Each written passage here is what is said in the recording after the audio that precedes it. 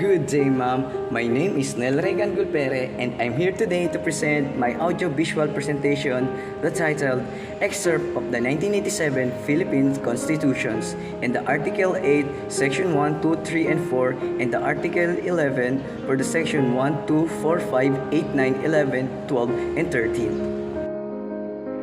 So we have here the first part, executive power whom invested.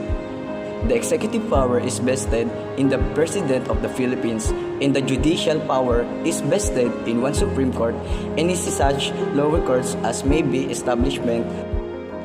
And this is the second part, term of the office and re-election.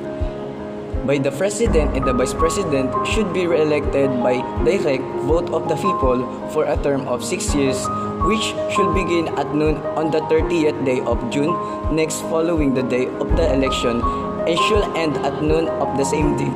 6 years therefore, the President should not be eligible for any re-election. And the third one is electoral contest of President and Vice President. In this national president election, every citizen of legal age or who has taken the steps necessary in his or her state to meet the voting requirements such as registering to vote has an opportunity to vote. However, the president is not chosen by direct popular vote.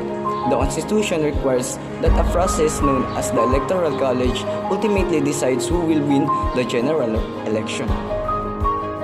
And for the next part, rule on succession. Under the Philippine law of intestate succession or the decedent left no will, the compulsory heirs or spouse and children will automatically inherit the estate of the decedent at the time of death. The estate includes both real estate and personal properties owned by the decedent. The next one is appointment power. By Section 16, power of appointment, the President shall exercise the power to appoint such officials as provided for in the Constitution and laws. Next part is control power. In Section 1, power of control, the President shall have control of all executive departments, bureaus, and offices. He shall ensure that the laws be faithfully executed. And the next part, and the military power. On Section 18, the President should be Commander-in-Chief of all the armed forces of the Philippines, and whenever it becomes necessary, he may call out such armed forces to prevent or suppress lawless violences, invasions, or rebellion. In case of invasion or rebellion, when the public safety requires it, he may for a period not exceeding 60 days suspend the privilege of the writ of habeas corpus or place the Philippines or any part thereof under martial law. Within 48 hours from the proclamation of martial law of the suspensions of the privilege of the writ of habeas corpus, the President should submit a report in person or in writing to the Congress.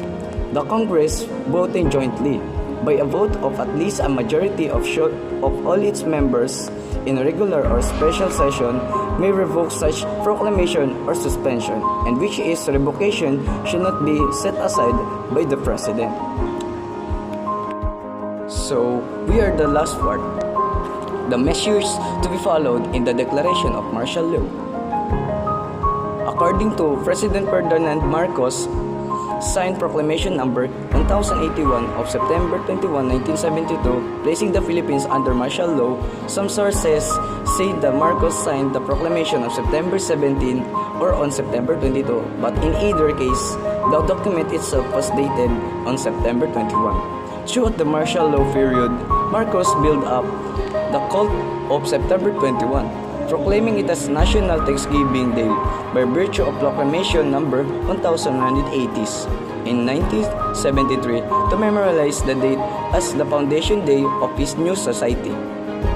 The propaganda effort was so successful that up to present, many peoples, particularly those who did not live through the events of September 2023 in 1972, labor under the misapprehension that martial law was proclaimed on September 21 in 1972, and it was not. And that's all, ma'am. Thank you for giving me a chance to create this AVP, and sorry for being late po. Thank you.